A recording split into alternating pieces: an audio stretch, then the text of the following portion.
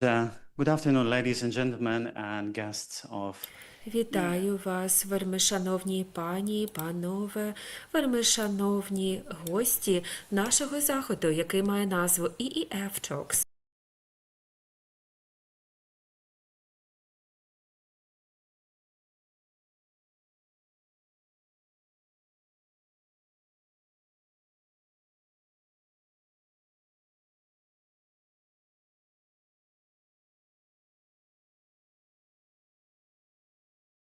A signal for us to begin. Gentlemen and guests of EEF special event called EEF Talks. My name is Victor Liakh. I'm president of East Europe Foundation, and today this is my challenge and my honor to moderate today's discussion. This is a challenge for me because every day brings us critical news which we would need to follow, and the political situation changes every moment, even faster than we can read newsfeed in our mobile phones. But it's a very special privilege for me to moderate the discussion because this room is filled with a lot of people who care about Ukraine, who support Ukraine, and who would like Ukraine to win. We meet in very turbulent times. Diplomatic landscape shifts almost daily. New pressures, new signals emerge, new hopes for another peace deal.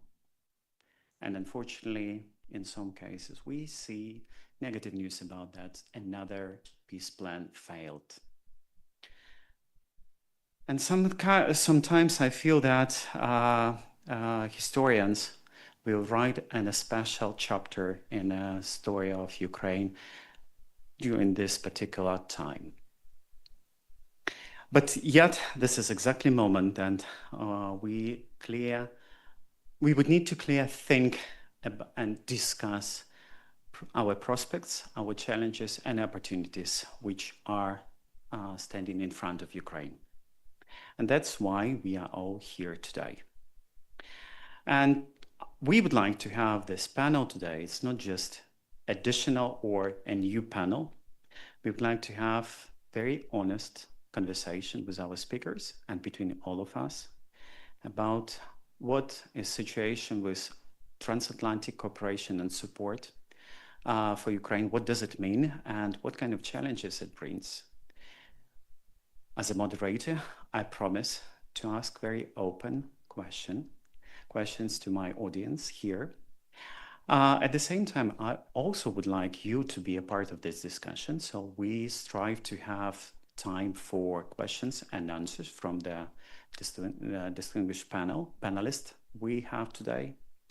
And again, today, I wanted to remind you that today's event is a part of the EEF East Europe Foundation board meeting where we have an honor to have our board members here among the audience, and we decided that we definitely would need to spread the word about Ukraine using this opportunity. I also would like to add a bit of irony to our conversation. Again, this is something which help us to survive through geopolitical roller coaster.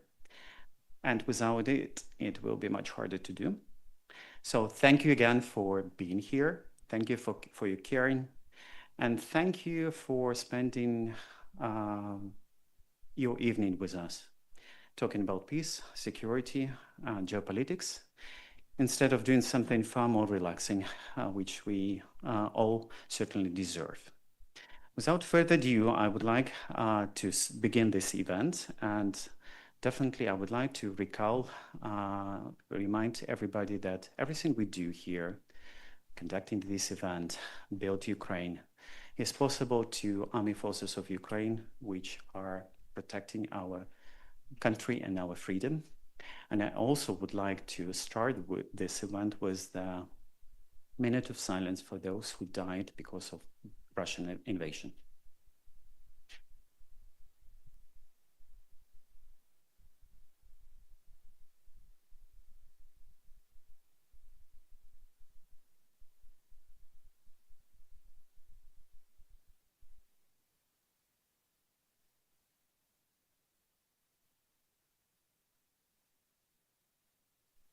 Thank you.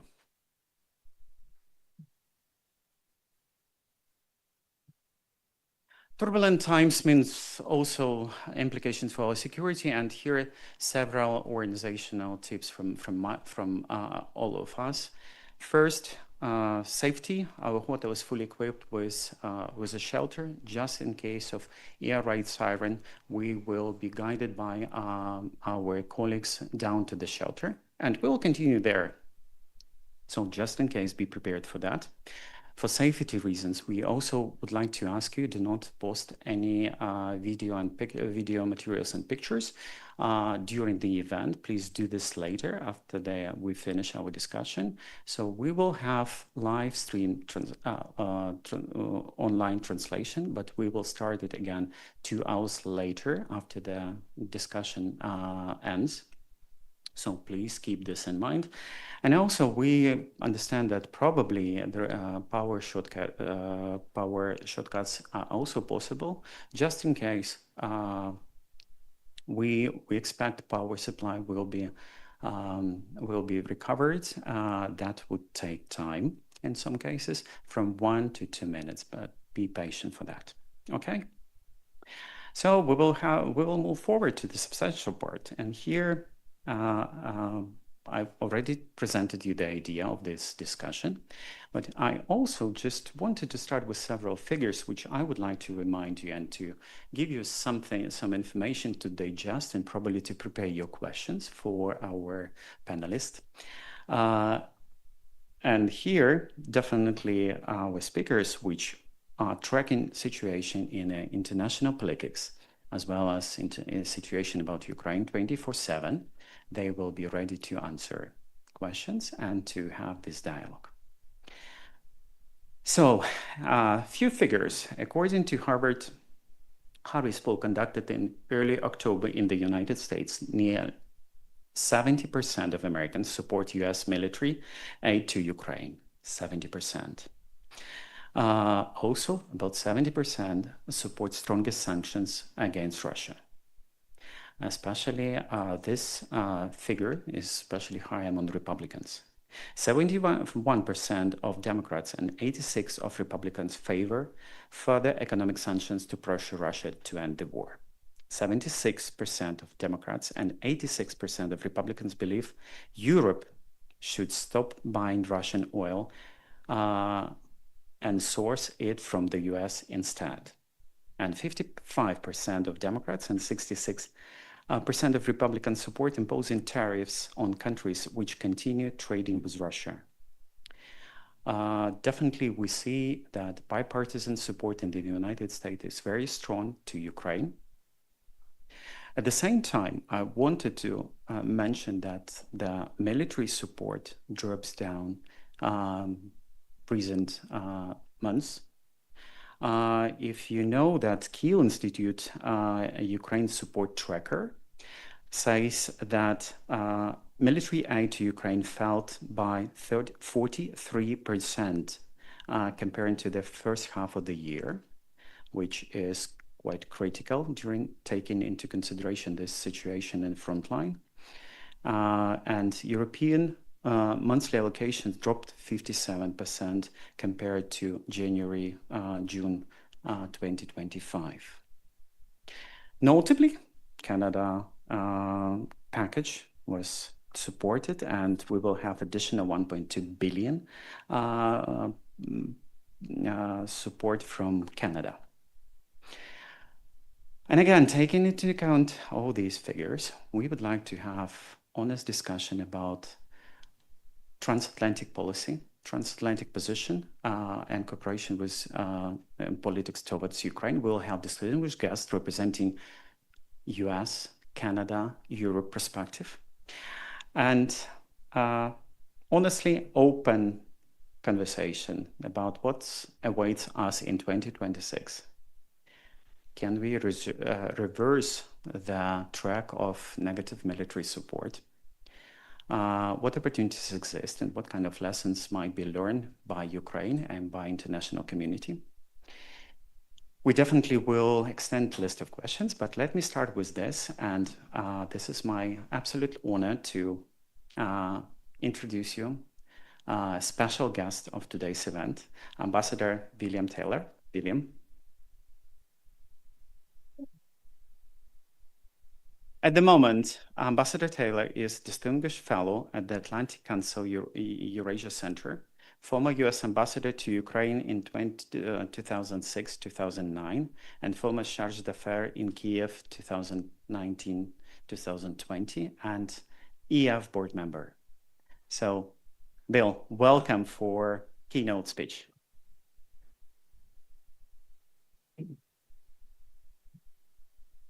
Victor, thank you. It's indeed an honor to speak to this crowd. It's an honor to be back in Kyiv.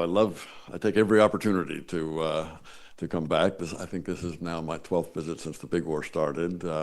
Many times on the EEF, other events that everyone in this room is very familiar with. So I'm very pleased to be here. Victor has outlined some of the questions that we hope to address. I am very pleased to go through some of the issues that are present in Washington, where I just came from. But then I do have some questions and decisions that the Ukrainians are going to have to make, and we're all very familiar with those. There are decisions the Russians are going to have to make, and we'll talk about those. And there are questions that our European colleagues will have to make. And these will undoubtedly be part of the discussion here today. But let me start off with the U.S. efforts and the U.S. challenges that we are facing at this point. First of all, I want to say, and I'll be as nonpartisan as I can be, and in that regard, I will say that this current administration, the Trump administration, has stuck to its guns. It's stuck to its commitment to end this war. There may not be an ideological view. There may not be a big vision of how the world is going to look in 5 years or 2 years or 10 years. But there's been a commitment from the president to work very hard to end the killing. That's what he said in the campaign. Stop the killing. And again, to his credit, he has stuck to that in terms of time he spent on the phone with President Zelensky, time he spent on the phone with President Putin. He's got special advisors, envoys of various descriptions who are doing good work, or at least trying. So I want to argue in the first instance that there's an effort to end the war. There's an effort to stop this killing. So that's on the first thing. We saw over the weekend, discussions in Florida with Ukrainians. Mr. Umerov and Kyslytsya and others were there talking to Marco Rubio and also, of course, Steve Witkoff and Jared Kushner. So we've got a full range of discussion, but the discussions are there. And there have been a series of, and everybody in this room knows this, I don't have to go through these, series of plans. The 28-point plan, authored by the Russians, sent to the Americans, made some little tweaks, leaked by the Russians, right? Leaked by the Russians. So everybody in this room and all the press around the world was able to read these 28 points. And they were terrible. They were mostly terrible. But why? Because the Russians drafted them. This is not a surprise. And the following weekend, last weekend, we have Marco Rubio get together in Geneva with Ukrainians and Europeans and came up with a 19-point plan. Apparently better. I've not seen it. When I've asked people, even officials in the U.S. government haven't seen it. It's being very closely held, but what we do know is there's some favorable comments coming from some Europeans who have seen this and some Ukrainians who have seen this. So I'm hopeful that this will produce, that we can. Now, we also see that two of those people that I just mentioned, Steve Witkoff and the president's son-in-law, are headed to Moscow today, tomorrow, having conversations. I expect if they present this 19-point plan, that they'll get a very negative reaction I would imagine the Russians will say no. I would imagine the Russians will try to change it and make some suggestions. Take this out, add this in. There are some economic benefits, and we've seen this. But so I don't think that there will be an agreement on this. But those questions, those discussions, those ideas will come into the play here. So I think that's my main message on this first point is we're trying, we're pushing hard. There is an effort, and it's a sustained effort. It's been more than a year since the election, and it's been a focus. Another thing that it seems to me that I haven't seen a lot of discussion of is when the Secretary of the Army, Dan Driscoll, was here a couple of days ago. He discussed a serious, and we've seen comments about a serious security guarantee from the Americans. A serious security guarantee. Now, we don't have I haven't seen many details of this, but I'm told by people who have talked to U.S. officials that this is a serious guarantee. I'm hoping, I don't know this for sure, but I'm hoping it is well integrated with the Europeans' security guarantee. The Europeans are talking about a robust security guarantee, which I think is very commendable. I'm going to talk about the Europeans in a minute. But that combination of a willingness on the part of the Americans to give a security guarantee to the Ukrainians to be sure that the Russians don't invade again, and Marco Rubio said that again yesterday. He said, security guarantee so that the Russians don't invade again. He said that our goal is an independent, what do you say, independent, prosperous, sovereign nation. That's a pretty good goal. I would like for him to say, with secure borders, 1991 borders. But he didn't quite say that. He didn't quite say territorial integrity words. But that we'll get to in a minute. Weapons. We used to provide a whole lot of weapons, and some of those weapons continue. The United States used to provide these. It's no longer grant. Now it's purchased. And that can be sustained. That can be something that the United States, this administration, who's not eager to go to the Congress, our Congress, and ask for more money for these weapons, they are willing to provide these sophisticated weapons to the Ukrainians and to the Europeans to give to the Ukrainians. And as we all know in this room, better than most, the Ukrainians are using 50% of the weapons that Ukrainians use on the battlefield today come from Ukraine. Some 25% from the Europeans, some 25% from the Americans. That 25% can continue, and Europeans have been stepping up to help buy those from the United States. I will probably get questions about that, but nonetheless, the weapons continue to go. And I will tell you that the Pentagon, our Pentagon, was ready, our Defense Department, was ready for a decision by the president to send Tomahawk missiles to Ukraine. They were ready. They're ready to go. There's not a constraint on supply. That decision hadn't come yet, as we all know, but it could. It could. And that I think is going to be an important, doesn't change the game. It's an important component of putting pressure on Putin, which I want to come back to as well. The minerals deal, everybody knows it. That's a commitment to this country. It's a commitment from the Americans to this country and from Ukraine to the United States to work together on a common economic project. Sanctions.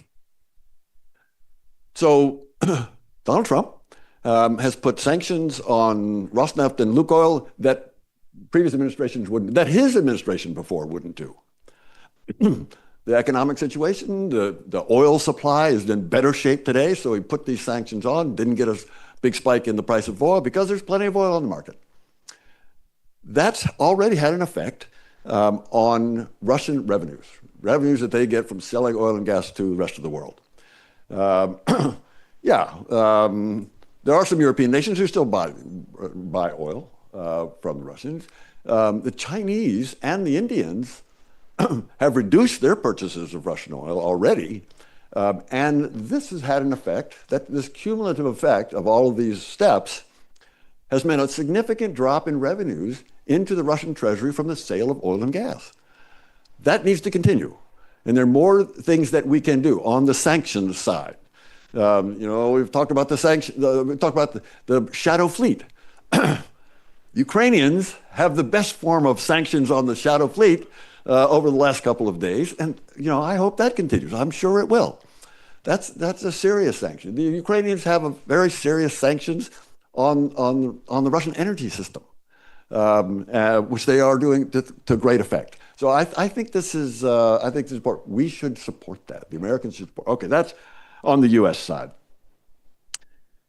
Ukrainian decisions. There are clearly going to be decisions that are not yet made, as I understand it, about territories. We can talk, these are decisions for Ukrainians. These are not decisions for Americans. They're certainly not decisions for anybody else. It's a decision for Ukrainians to make, and probably the Ukrainian president, who I think will make he'll make a decision that's consistent with what Ukrainians want. I think Ukrainians are pretty united on this and have said over and over, will not give up legal claim to any territory. Everybody knows what the 1991 borders look like. Everybody knows that the Russians occupy illegally 19% of those 1991 borders. Everybody knows that it's going to be very, very, very hard to push the Russians out militarily out of that 19%. But no one should give de jure recognition of the Russians in that 90%, in Donbass, in Crimea. No one should recognize the Russian claim to that. And I don't think that, again, this is a Ukrainian decision. I don't think that there's any Ukrainian who's going to make a decision to recognize that. I don't think any European will. And I really hope that the Americans will not recognize any of that as well. I don't know that. I think that's going to be an important question. The Ukrainians, I've talked to a bunch, a lot of Ukrainians in the room, everybody's talked to Ukrainians. Remember that after World War II, Germany was divided in half. And the West Germans never gave up expectation, hopes. Marianne's going to talk about this, going to talk about a lot of things, that East Germany would sometimes be reunited with West Germany. And they did. They united, and the Ukrainians remember that. There is an expectation that 19% that is now occupied by the Russians will eventually, at some point, come back. And that's why there should be no recognition of that 90% belonging to the Russians, none. Because at some point, that will come back. There are all kinds of ways that can come back, and we can talk about those. But that's going to be an important one. The other historical example that people use is North Korea, South Korea. I only use that because there's not a treaty. There's not a treaty between North Koreans and the South Koreans. And yet, the South Koreans have been able to develop their economy, develop their democracy, develop their independence, sovereignty, and that can be available to the Ukrainians, that 81% of Ukraine that is not occupied by the Russians. So the territories are going to be an important question, and I'm sure we'll get some questions about that. Another question, the only other question about the Ukrainians that I want to talk about, the Ukrainians are facing security guarantees. The Ukrainians have given a lot, you Ukrainians and your government and people in your government have given a lot of thought to what a security guarantee would like, the components of a security guarantee. And I was impressed at the consistency of the Ukrainian officials and when describing the security guarantee. And they talk about 4 components. The first component of a security guarantee is the Ukrainian armed forces, which Victor did exactly the right thing of commending, respecting, honoring at the beginning of this discussion. The Ukrainian armed forces are the first and the most effective and the most reliable security guarantee that Ukraine can have. And the Americans and the Europeans and others should support that. It should help with the training and help with the equipping, help with the salaries, help with all the support that the Ukrainian military needs. So the first component The most important is the Ukrainian military. Second is the Europeans, backed by the Americans, coalition of the willing force to be deployed in Ukraine after the fighting stops. I'm personally impressed by the seriousness with which the Brits and the French are leading this coalition of the willing. I'm impressed at the work that many of those militaries are putting into planning, serious planning, about putting forces on the ground in Ukraine to deter another Russian invasion, backed up by the Americans. And Donald Trump has said, again, just to give him credit where it's due, he said they'll provide air support to that coalition of the willing. And that's, that can be real. It needs to be real if it's going to deter the Russians.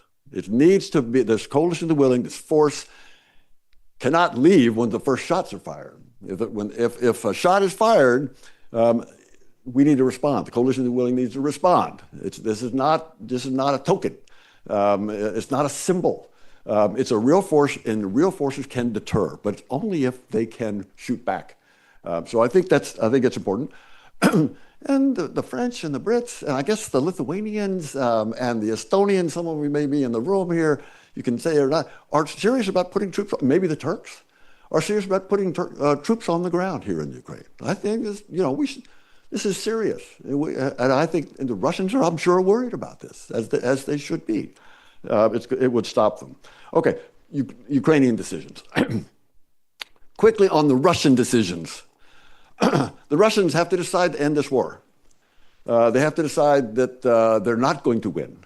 They have to decide that all of what they put into it is insufficient to achieve their aims, and so they need to go other ways to achieve their aims. Like normal nations do, they have to do it. So, that won't come without U.S. pressure. The Americans, in particular Donald Trump, needs to put pressure on Putin to come to that conclusion that he can't win, that he's going to have to sit down, that he's got to stop the fighting. He's got to stop the fighting. That pressure, everybody in this room knows it. I don't have to go into great detail. I already talked a little bit about the sanctions, squeeze off the revenues that are coming into the Russian economy and treasury to fund the war. There are lots of ways to do that. We talked about the shadow fleet, and there are ways to do that. That's an important one. We've also talked about tomahawks. We've talked about other weapons. We need to be sure there's a consistent, and a sustained flow of those weapons. The statistics you talk about, Victor, are concerning. In order to convince the Russians, in particular Mr. Putin, that he can't win, he's got to see that the Ukrainians are not for bending, that the Europeans are sticking with them, and the Americans will continue as well. He needs to see that, and it needs to be clear to him. There's some things that the Russians don't get to say about. They should not be involved in, nor consulted about, a security guarantee for Ukraine. This is none of their business. They won't like it, but they don't get to decide if Ukraine accepts a security guarantee from the Europeans backed by the Americans. That's not an issue, in my view, that is relevant to, the Russian view is not relevant to that question. So I don't think they should be, and nor should they be consulted on the use of frozen assets, which I think is also an important component of getting Putin to realize that he can't win. If he sees the sanctions continuing to squeeze, if he sees the weapons continuing to come, and if he sees the revenues from these frozen assets going to Ukraine to allow them to be financially stable for 3 years, that's what has to happen to make him understand that he's not going to win this one. Last thing, I'm almost done, Victor. Europeans. I will tell you, I'm very impressed with the Europeans stepping up. Yeah, they've got to, because the Americans may not be here in the same way that we've been here for decades. And so the Europeans get it, and they are stepping up. 5% of GDP for defense, that's a serious commitment, part of which, by the way, goes to Ukraine. That's a commitment that is going to make a difference. 5% of the NATO European members' GDP, that's a lot of money. that can go in. It needs to happen. I've already mentioned the coalition of the willing. Brits and French stepping up, others supporting, some 32 nations. When I talk about the components of the European security guarantee, by the way, I didn't get to the last two. I'm going to come back to that. The one that, when I talk about the second component, first component is the Ukrainian military, second is this coalition of the willing forces on the ground, and a number of flags, the number of countries that are going to be involved in that is going to be important. It's going to be important. By the way, the third, I skipped over the third component of the security guarantee for the Ukrainians is EU membership. And we'll talk about this membership. I'm saying 5 years. But EU membership is an important component of the security guarantee. And the last one, of course, are the economic issues, frozen assets, sanctions that we talked about. So the Europeans play a big role in the frozen assets. That will be a big contribution. I am confident that the Europeans will figure out a way to be able to make those frozen assets available. Reparation loan, whatever, probably reparation loan. Share the risk with the Belgians. Make the Belgians comfortable. They all need to be there. There are other nations who are going to have to be convinced, but that seems to be so important, and I'm confident that the European Union will get there. So I hope I've said something that will generate some questions, Victor, and now it's up to you to lead this thing. But thank you all very much. Please take it. Yes, please. Yep.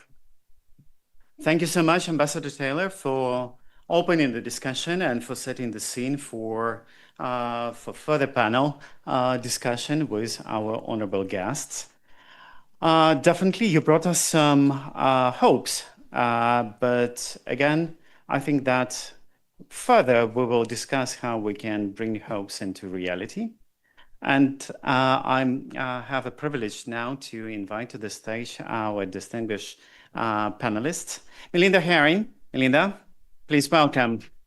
Chairperson of the EEF board, at the same time non-resident senior fellow at the Atlantic Council's Eurasia Center, senior advisor at Razom for Ukraine. Welcome, Melinda. Michael Vachurkev, global affair analyst and commentator. Usually you can see Michael in CNN commenting situation in Ukraine from Odessa. Thank you very much for being brave enough to be there, and EEF board member.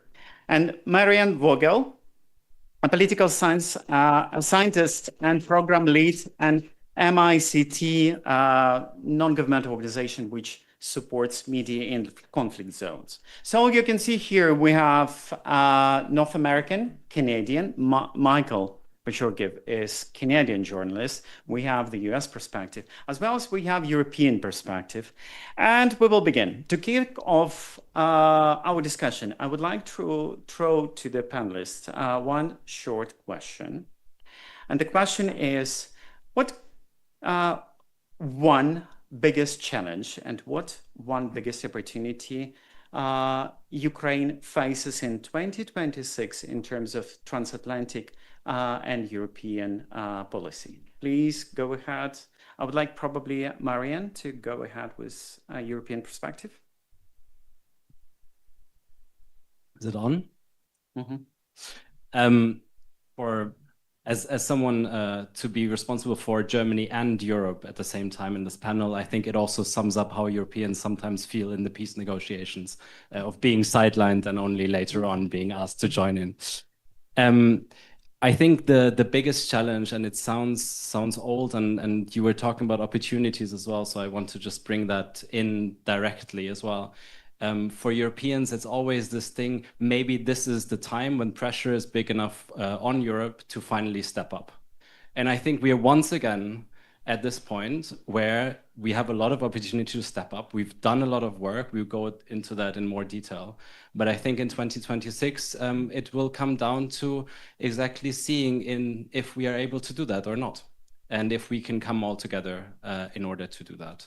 And the challenges, I think, we talk about multi-fronts, we talk about the ongoing war that I don't think, unfortunately, will end in 2026. But that's a different story. We talk about internal problems and challenges of Ukrainian society.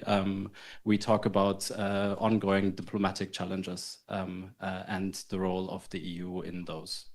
So I think there's a lot of opportunities for change, but also a lot of challenges in 2026. Thank you, Marian. Michael, let's go to you. Thank you. Are we being graded on this? Good to be here. If I sound a bit scatterbrained, it's because I just flown in yesterday from South Africa. I was at the G20 and today from Odessa, but so glad to be here.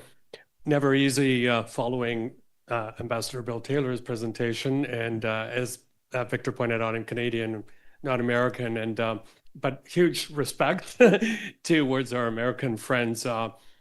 We in Canada know a thing or two about dealing with the Americans. Well, I should say the Trump administration, Trump 2.0.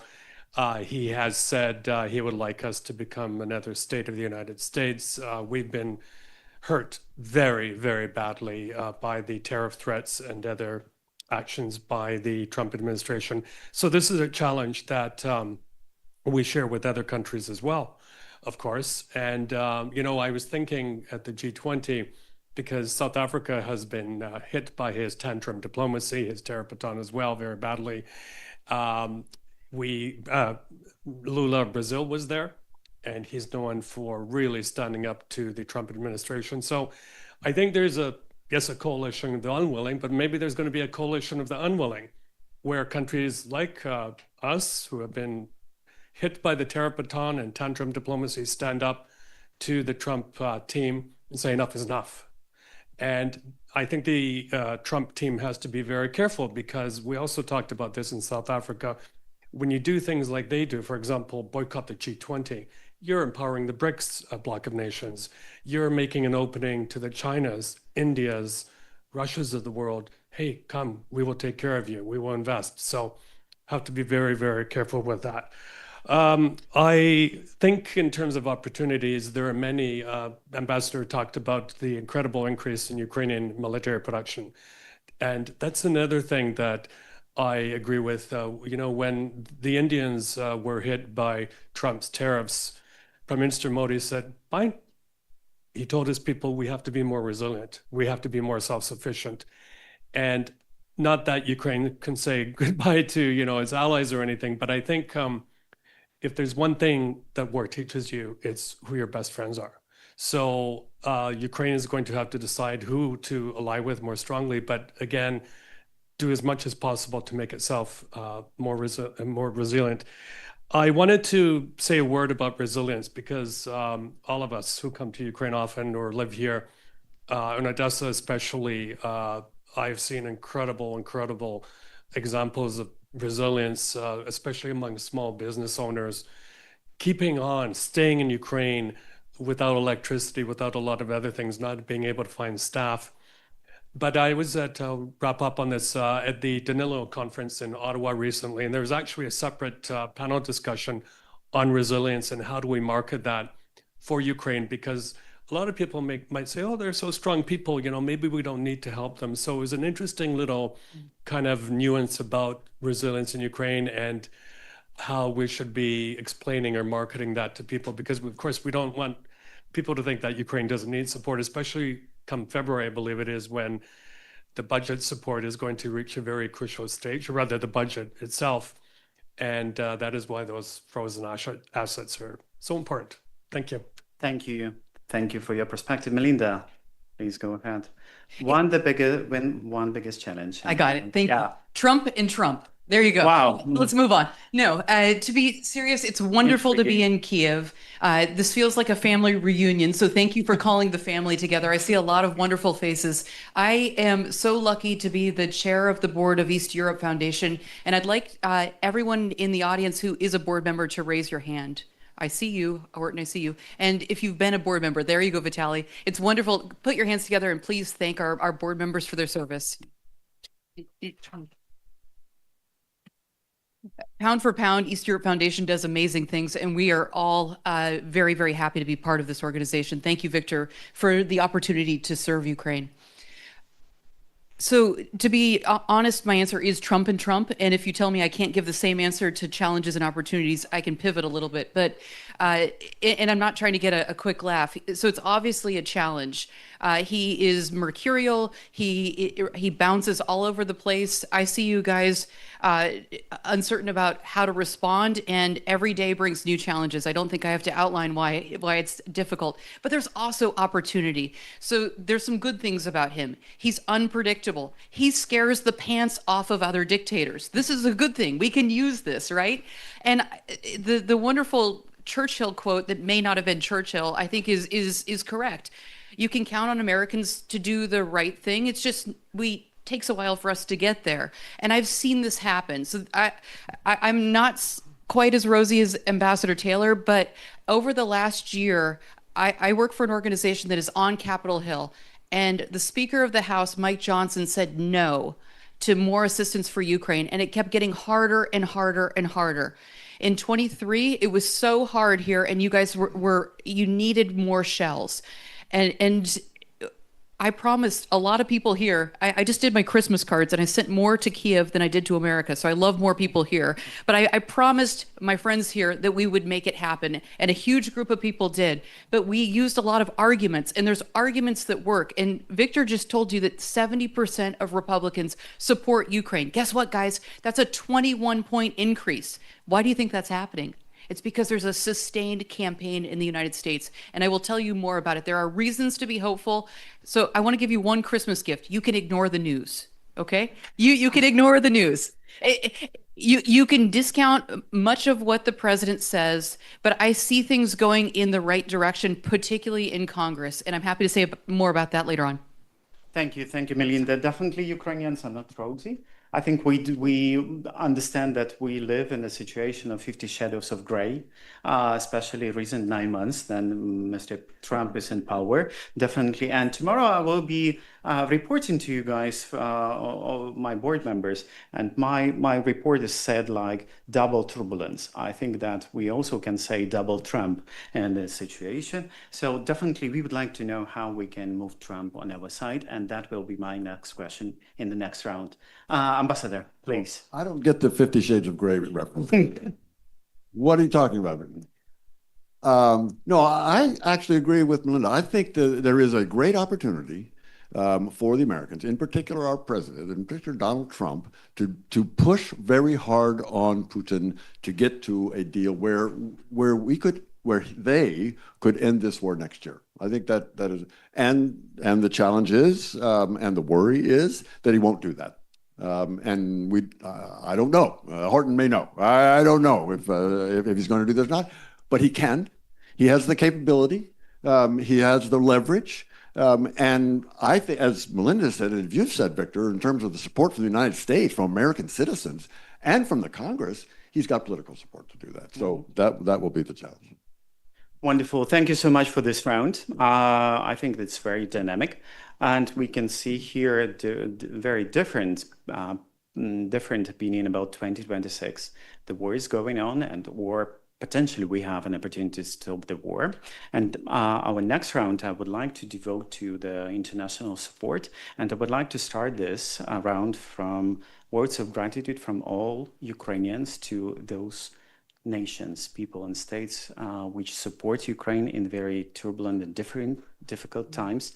Definitely, we value support. We value provided aid to Ukraine. That's for beginning. But understanding that Ukraine needs more, definitely. The situation in the front line is quite critical. We understand that. Situation is with the budget support. I think that March 2026 was very critical, was related to international support to the budget of Ukraine. And we can see the flocks, the whole flocks of black swans are flying around Ukraine. So in this situation, I would like to address this first question to Marian about European support. Is Europe doing enough to support Ukraine? are we living in the same realities? Europe in a peaceful and economic prosperity, and Ukraine in the face of war and lack of key resources to survive. And coalition of the willing, again, several times people mentioned that our panelists mentioned this this initiative, but at the same time, in some cases, we are hearing Ukrainians have wonderful word домовилися домовлятися. I would translate it kind of agree to keep negotiations. So we hear this kind of statements from all political meetings. So over to you, Marian. Very easy question. I think it's funny because I was going to say Europe, specifically, more specifically Germany, in the end, we do the right thing. It takes us a really long time. And as a German, I'm really, really upset usually because the moment we finally do the right thing, everyone is still so angry at us for taking so long that we get zero appreciation for it. And I totally understand it. But it's true. And I talk to a lot of Ukrainian friends whenever I'm here, but also when they're visiting. And it's always the same kind of discussion. It's like, how come Germany is doing so much, yet no one in Ukraine really understands and appreciates it so much? Like from a PR perspective, it's an absolute disaster. But what I wanted to talk about is this Germany, Europe always does the right thing in the end. We talked about the US in the similar way. The funny thing is we kind of do it in a different way. Like we just take a very, very long time to get to the point where we finally do something. With Trump, it seems it's kind of the opposite. So we just go up and down and up and down and up and down, and we change what we do, and we change rhetoric quite a bit. But maybe eventually that leads to an opportunity that can be taken and for doing the right thing. So if both of our nations and countries and blocs do the right thing, maybe then there is hope. I think when it comes to the understanding of Europe for the role that we need to play, we started really taking over the financial burden. Still by far not enough, but that realization is kicking in. The fact that we are now, that the US arms delivery is now a business case for the Americans is, from a European perspective, not ideal, but it's definitely needed, and it's working, and we are doing that. The frozen assets, there are a lot of problems, but I think eventually we'll also do the right thing when it comes to that. So I do believe that the understanding that Europe is defended through Ukraine at Ukrainian borders is slowly kicking in, and also that understanding that Europe can only long-term survive and be a real geopolitical actor, an independent actor from the US that is going through Ukraine and is finally stepping up. So that is the positive side. The negative side is when it comes to political will, we are still 27 different member states. And to talk about Europe as a whole, it's easy, but of course it's not really true. It's the same way of talking about the US and not looking at Democrats or Republicans, different wings of those. It's just a lot of different countries, and they have different interests. 2026, we have elections in Hungary coming up, where there's a bit of hope, at least, that Orban will be challenged, and that could make a huge difference. But those are the kind of things that while Europe is united to a certain extent and we step up, it might not be enough. And so we have to do a lot of internal homework and lobbying, and thanks to you as well, because you do a lot of work. The diasporas in the different countries play a massive, important role. And I think because of that, we are where we are now. But by far, is it enough? No. But we're working on it. And I wish it was more. Thank you very much, Marianne, for this very strong statement. Again, we are at your disposal in delivering these messages to Europeans and European capitals. Thank you so much for that. Michael, next question to you. You're a global analyst. You see news 24/7. It means that you know everything. What do you think about fatigue, Ukrainian fatigue to zero? We understand that we see this another peak of Ukrainian fatigue in Europe as well as in other parts of the world. What should Ukraine do to keep our country in international agenda? Thank you. Thank you for that. I used to work for UNICEF for 10 years. I know a thing or two about donor fatigue, especially, for example, when it comes to pleading for funding for kids in Tajikistan or in Gaza, places like that. You cannot give up. I do worry, not only because the length of the war has increased the donor fatigue, and let's face it, there are competing priorities in many countries, and we also are seeing a lot of shifting political sands in the various big allied countries which have supported Ukraine. And also this corruption scandal, which has got a lot of publicity, and it's a biggie, is not a good thing at this crucial juncture to have happened.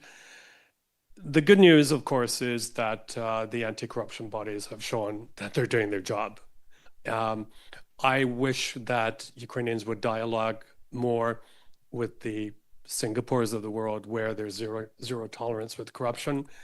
And when a minister does something wrong, his hands found in the money pot, the penalties are very, very severe. I'm not saying you should cane them or cut off their hands, but I think the penalties here are very, very lenient. As a Canadian, I can say I'm embarrassed by our level of support to Ukraine. I think it could be a lot more. We are distinguished that we're, I think, the only Western ally of Ukraine that has not thrown out Russian diplomats. Now, maybe that's because the Russians send Boy Scout diplomats to Canada and they don't do anything wrong. But come on. And Canada's argument is, oh, you know, if we throw out Russian diplomats, they're going to throw our diplomats out of Russia. Well, so be it. We can get the Swiss, whoever, to represent our consular interests there. And because I'm a friend of Ambassador Miroshnichenko, I think a lot of you know him and we talk a lot. He's also complaining about donor fatigue there. It's been about 12 months since Canberra has given any military, humanitarian, or reconstruction aid to Ukraine. One last point on this is sometimes I think, and I noticed this at the G20, maybe some countries think, oh, we're far away, like Australia, we're far away from the conflict, we don't have to worry about it. Well, just go to the Brits and ask them what happened in the past couple of weeks with that Russian spy ship off their territorial waters, mapping submarine cables, shining military-grade laser beams into the eyes of RAF pilots. If that isn't a huge escalation in the hybrid warfare, I don't know what is. And by the way, I have to say, I do wonder what it takes, what is the threshold for NATO's collective response action to get triggered.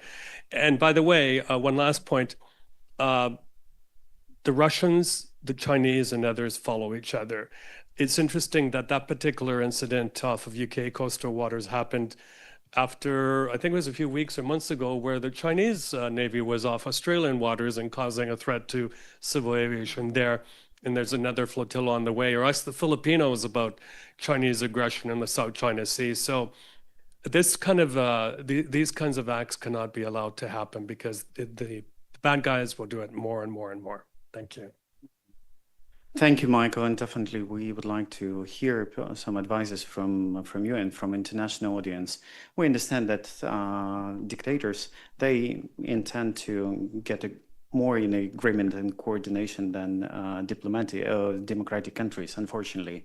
So we would need to know how to stay connected and coordinated among democratic countries. Thank you so much, Michael, for that. Melinda, you already mentioned Trump. And I would like to ask you very honestly to describe what situation in Trump administration in Washington, D.C. Without any diplomatic protocol. Please do share with us. And definitely, what should Ukraine do in case U.S. support shrinks? Should we back harder, offer another strategic deal, or probably suggest some other creative solutions?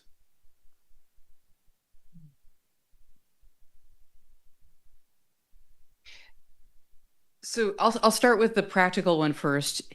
This year is successful in terms of U.S.-Ukrainian relations if intelligence support is maintained and if the weapons deal continues. It's a very low standard, but that's the minimum standard. If either of those things happen, it's a big deal, particularly on the sale of weapons. I think that those two elements will be maintained. President Trump threatened, of course, to cut these off, but it seems like that was an empty threat. So those are the two standards that I'm keeping my eye on. Does he have the ability to do more? Absolutely. And on my list, if I were talking to the president, I would ask him. So here's the best case scenario.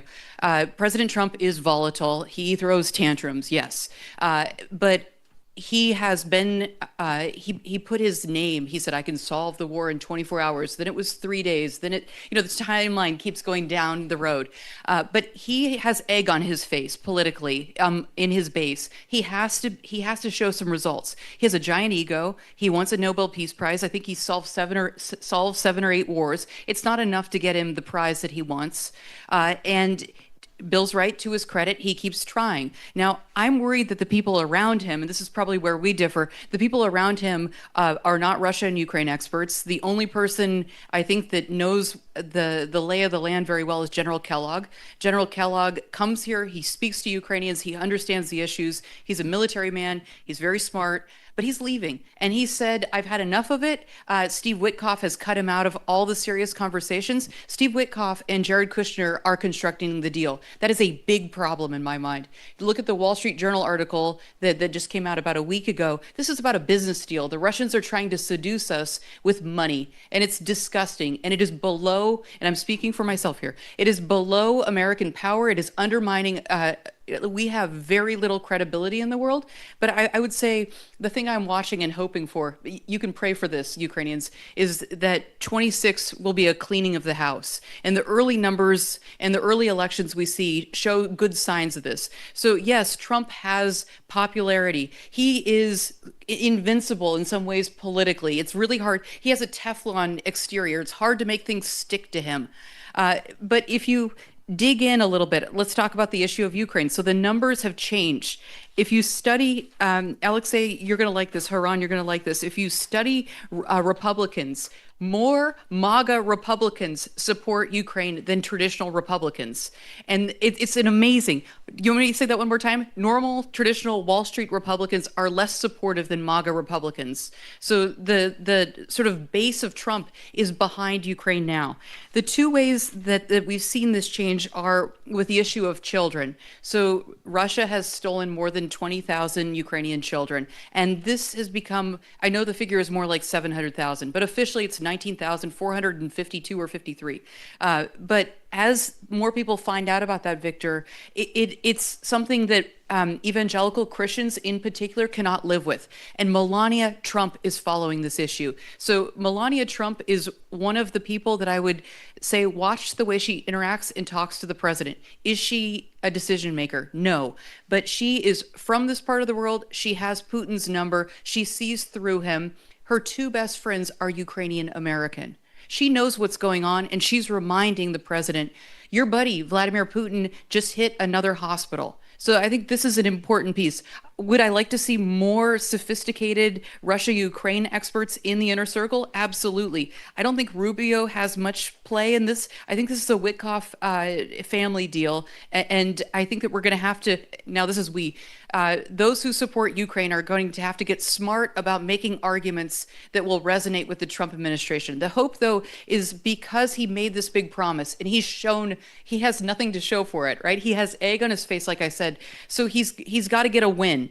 And at some point, he may flip, and it may say, you think I'm easy? Let me show you. And look, there's a lot he can do. Bill's right. There's a lot of sanctions. He can enforce the existing sanctions. The U.S. government, the Department of State, and Commerce and Treasury are not existing the enforcing sanctions. Do your homework, guys. Look up the old sanctions, turn them on. So that's number one. Number two, Victor, I really want Congress to send you another package. It's not the most important thing right now. The most important thing that the U.S. government can do, this is not sexy, but write it down, is we can remove export controls so that you guys can make better weapons.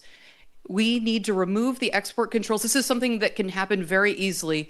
If you want to make long-range rockets, there's a bunch of bureaucratic things that need to be removed. Number three is patriots, patriots, patriots, patriots, patriots, patriots. So if you go to Camden, Arkansas, at the Lockheed Martin factory, you may be horrified to discover that they are not on a 24-hour cycle. What the hell? This war has been going on for more than 24 years. So the U.S. government needs to make a real commitment for air defense until an equivalent system can be produced in Kyiv. Wonderful. Thank you very much. Wonderful plan. Again, we dream about implementation of the plan, understanding that those people who are interested in producing more patriots, they are too far from Trump's ears. Melania Trump is the only source of information, I guess, but anyway, we will be doing our best to influence somehow. Again, thank you very much for noting that. Can I just, one please. Thing on Melinda. Rubio has played a role here, and I think he's played an important role on this latest plan, the 19-point plan. Rubio got the folks together in Geneva and knocked out some of the bad parts. Again, we haven't seen it. But that was Rubio. And then you're right to raise the question, but we will see what plan Witkoff presents to Putin. And it ought to be, we will see if he's writing it or if it's the plan that Rubio has come up with. And if Witkoff presents to Putin the 19-point plan, or that is basically agreed by the Ukrainians, that will be an indication that Rubio has pulled together, has consolidated the ability to run foreign policy. I mean, he is the national security advisor and the Secretary of State. So he ought to be able to do that, and we will see if he can make that happen. From your lips to God's ears. Keep the mic, Ambassador Taylor, please. Logical question to you. Security guarantees and the position of the United States of America. What kind of security guarantees Ukraine can expect from the US? Or will you be coordinated with the Europeans in this process? Great question. I can't say much more than I said a minute ago about this, what I perceive to be a new security guarantee expressed by the Secretary of the Army when he was here less than a week ago. He said something serious about a U.S. security guarantee. Rubio said something about that as well, saying he wanted to be sure that Ukraine was never invaded again. He talked about that yesterday. But Driscoll said, and it was in some of these points, that the U.S. is prepared to provide a security guarantee to the Ukrainians. Now, you asked the right question, Victor. How is that to be coordinated with the Europeans? And there, again, go back to the Coalition of the Willing, 30-some nations contributing, including the United States. The Europeans, when they were in the White House, got President Trump to say that he would support this Coalition of the Willing with air power. Doesn't need to have American troops on the ground to commit U.S. air power to that as a backup. And that's still out there. And military planners in Washington and in Brussels, Mons, and in Paris and in London, military planners are working on this. And I know that the NATO machinery is working on this security guarantee. The very interesting question is this Driscoll, or the current U.S. proposal for a security guarantee. It sounds, again, when I talk to the people in the U.S. government, they said that was a serious commitment. Not clear how it's integrated with the Europeans. Please go ahead. But I know that this is changing, but the 28-point plan had a security guarantee, and it's a fake security guarantee. And if I were sitting in this crowd here tonight, I would be outraged. So the security guarantee that was envisioned in the 28-point plan has no automatic trigger. It's up to the US president to decide how to respond, and there's only a 10-year pledge. What happens when JD Vance becomes president? This is ridiculous. This is insulting. It's insulting to the Ukrainian people. It's insulting to the American people. It has to change. I know it was a draft, but hold on a second. Not only does it have to change, it did change. Well, we don't know. They threw it out. So they threw it out. I don't. We will see. I don't trust them. And Trump says a lot of things, and I don't believe that the Americans will provide.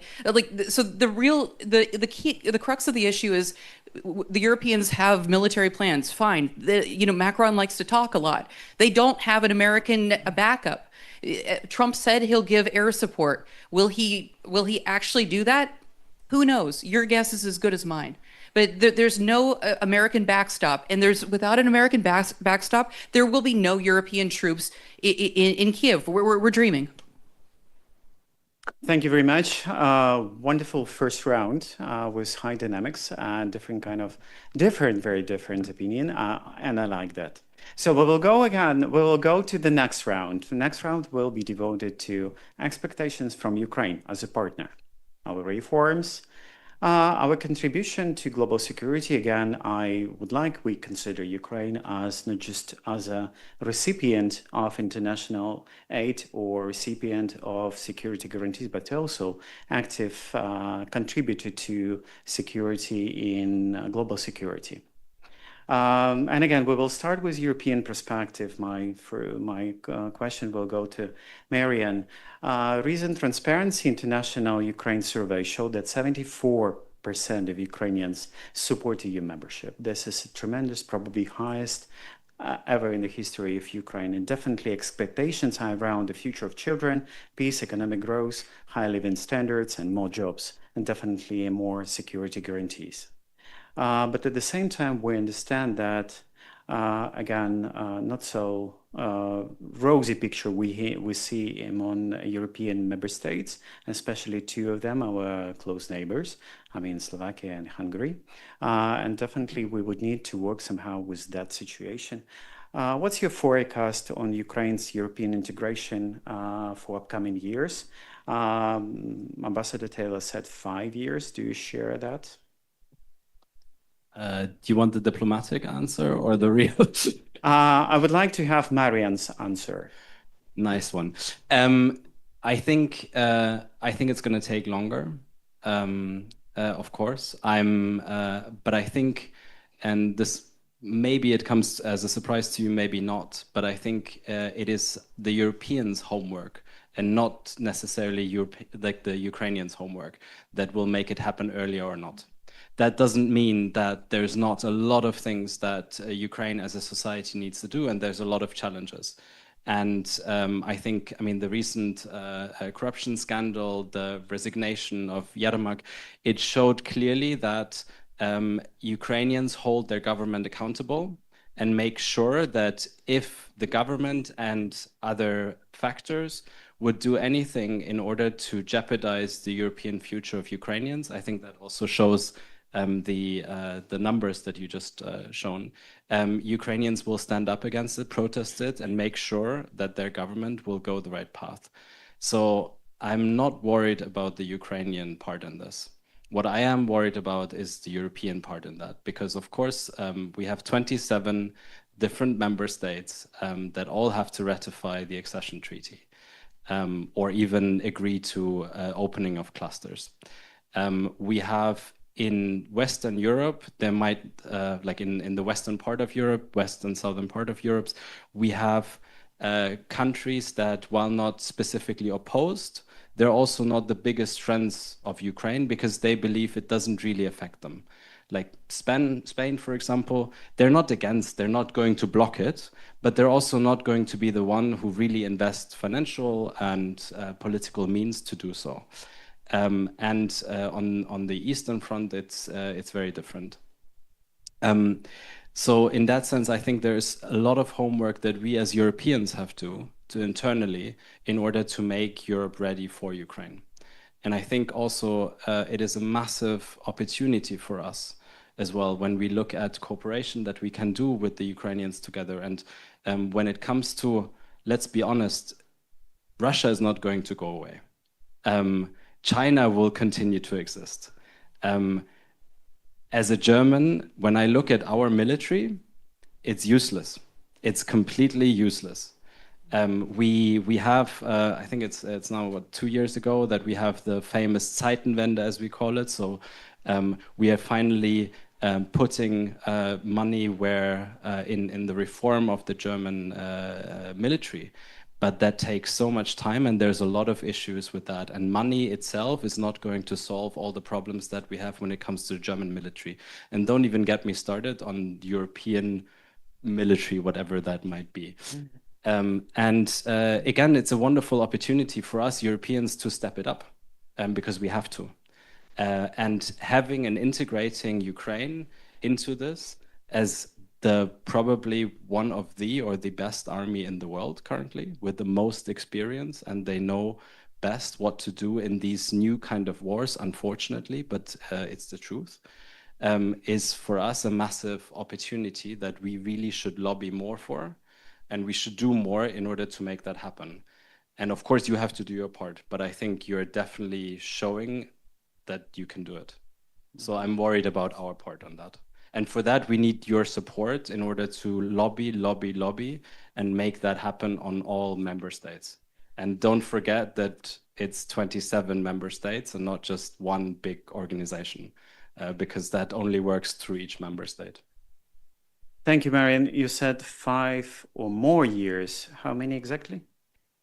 Let's say 8. 8. But one thing that I want to mention before I forget, look at other EU candidate states. Ukrainians know extremely well what is necessary. If you go to Moldova, for example, I'm going to Moldova and I'm speaking at a conference next week there. If you go to the countryside in Moldova, EU for that is just economic power. It's just like, I want my life to be better, so I want to be in the EU. That's all. The understanding what that means, it doesn't exist. The media sector and the government is not really very good at explaining what EU accession really means, and also what kind of sacrifices have to be made. I think that is extremely different in Ukraine. Like, you are extremely well aware of what is needed. That doesn't mean that you always manage, but you know what is needed, and also what sacrifices you will have to do, and what that means for society as a whole. And that's why I'm hopeful when it comes to the Ukrainian part of it. And to do that all during a full-scale invasion is something completely unheard of. So, thank you very much. Thank you. Michael, you're back from South Africa. And we see wonderful tan you have. I was worried that it's not, I guess it's not in Odessa, right? But I would like to ask you a question. Yeah. Again, taking into consideration Global South and the Gulf area, which are, these countries are taking more and more active role in international politics. What Ukraine should do to be more represented? Because we hear really scary news, say South Africa would like Russia to be back to G7, for example, or different kind of other signals, which we honestly don't like. So what Ukraine should do in order to be more presented in the Gulf and South. Yeah, global thanks for that question. Just to lead off of what was said a moment ago, I talked to a lot of Ukrainians, especially in Odessa, and what they tell me is, enough blah, blah, blah from Canada, Australia, UK, whatever. Words don't stop Russian rockets the way Patriots or Tomahawks do. So that was a question I put to Madame von der Leyen at the G20 in South Africa at a press conference. I asked her, you know, what are you guys going to do? How could you allow yourselves to be so sidelined in this process? And she didn't have a great answer for that. And by the way, I just got a breaking news alert. Putin has said categorically the European amendments to the so-called peace plan are unacceptable. He said that ahead of his meeting with Witkoff. So there you go. Yeah, surprise, surprise. I think there's something the United States can do to sway the Gulf countries, the global South countries, those who are aiding and abetting Russia. Now, I know I'm not crazy because I floated this particular idea to a Western ambassador in Doha. I can't say who he was, but you can probably guess. And he said to me, yeah, you should start promoting this idea. And that idea is the following. The United States provides quite the security umbrella to many Gulf countries, Qatar especially. A lot of these countries, not really Qatar, but UAE, are more than happy to accept Russian investment, Russian tourism. You go to Turkey, you go to Thailand. The airport in Phuket looks like Vladivostok Airport. There's so many Russian planes and Russian tourists. And I think maybe the Americans can use their leverage over some of these countries and say, okay, we need Putin to listen to us. We want you to temporarily at least stop Russian investment in Russian tourism. And that will be a message that will get to Mr. Putin and will really hurt him. The Russians are the biggest investors of luxury property in the UAE, in Dubai. And if a lot of these guys are Putin's buddies. The other thing that's happening is you have countries like Thailand, Gabon, and Hong Kong acting as intermediaries, for example, to provide spare parts to Russian aviation. They're in a tough spot right now, getting replacement parts. Miraculously, Gabon in Africa went from zero to $1.5 billion in 2023 in terms of providing aviation parts to Russia. And they don't even have an industry there. So they're acting as intermediary. That kind of stuff can be stopped if pressure is put on them, not necessarily military pressure, but economic pressure.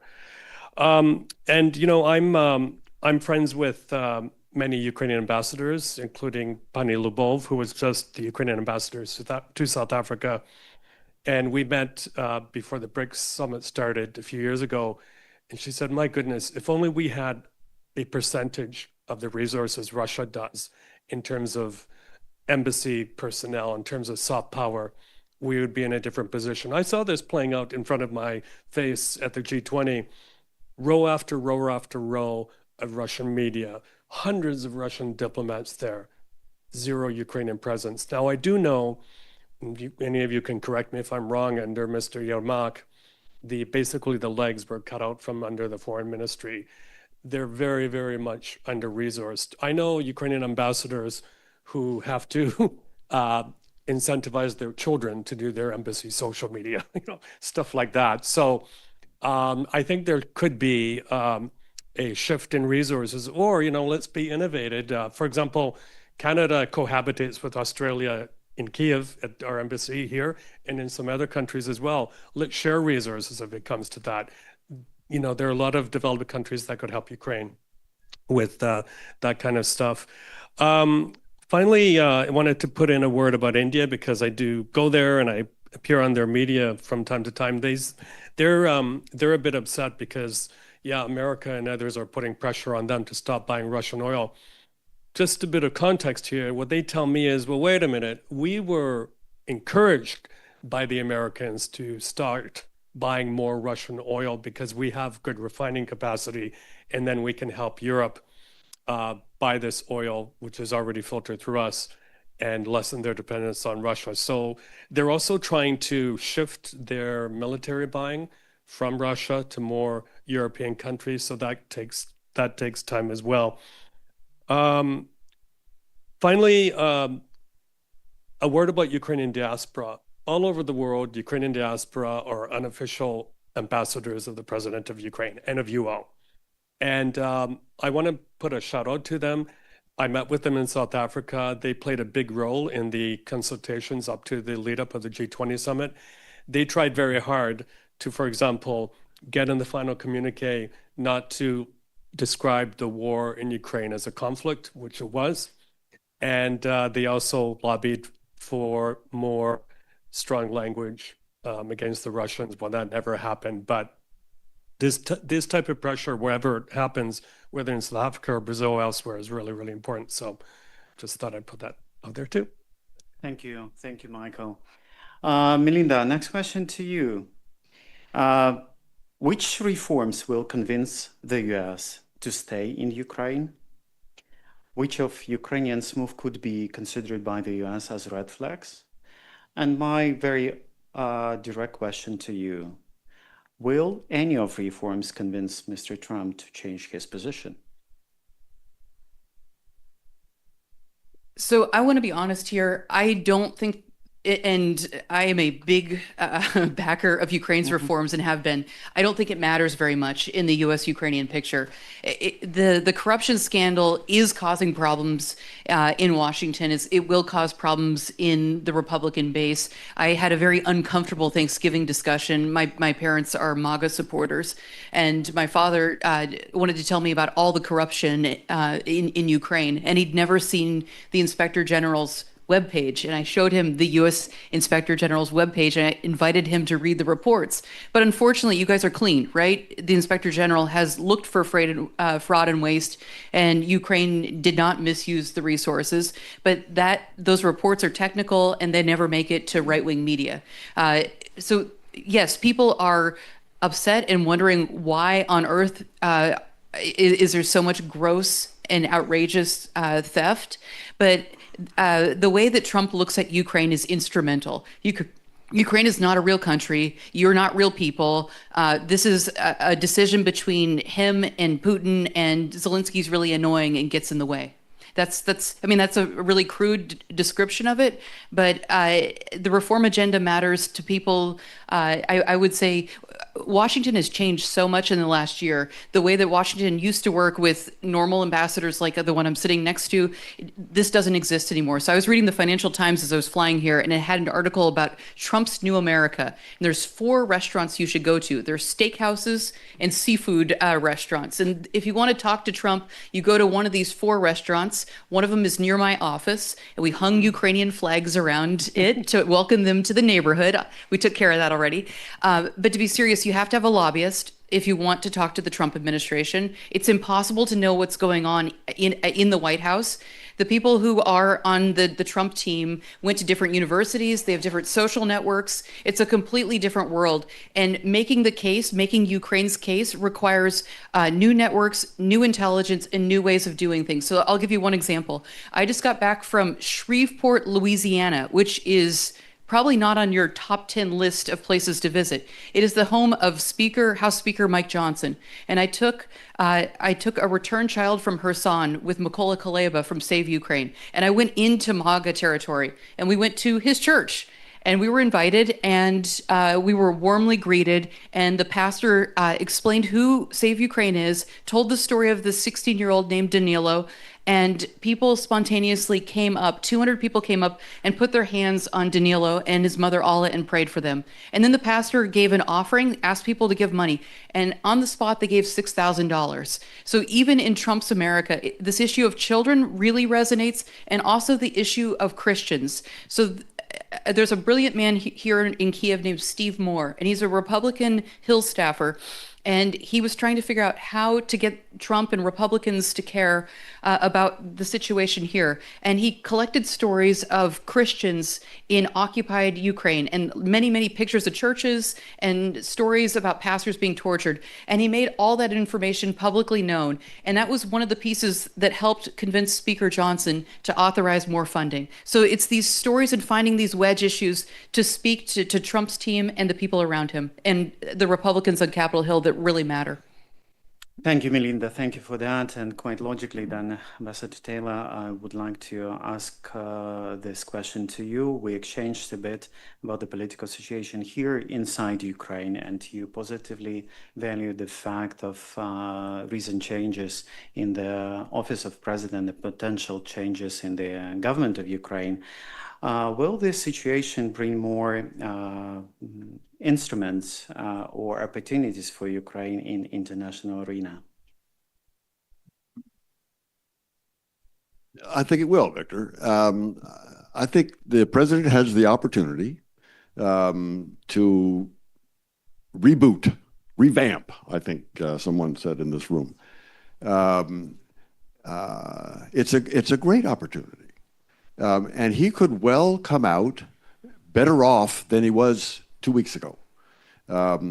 Internationally, as I won't speak to domestically, Ukrainians can talk about that, but I do believe that if President Zelensky uses this opportunity to empower more people, to put trust in more people, the prime minister, to kind of put some guidelines, some constraints on what his office needs to do.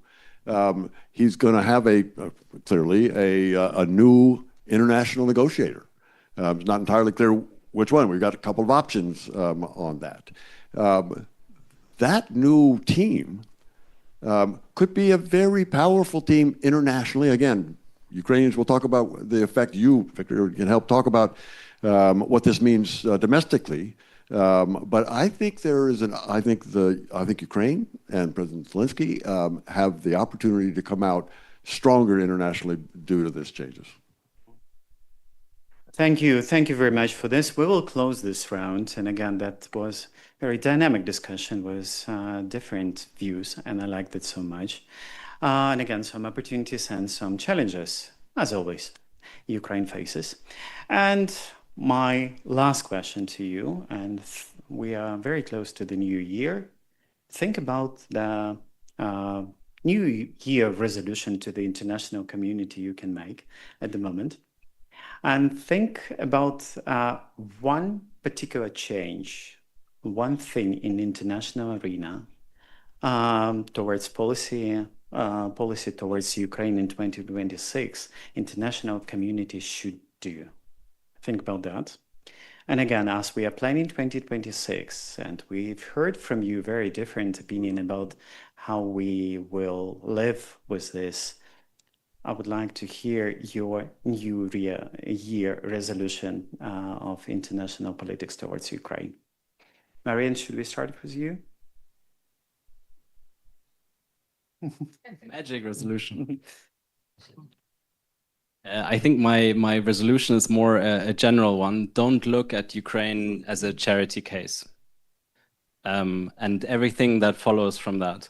And more concretely, it would be just close the funding gap, unfreeze the assets, take that money, close the gap. That's the kind of like very concrete part.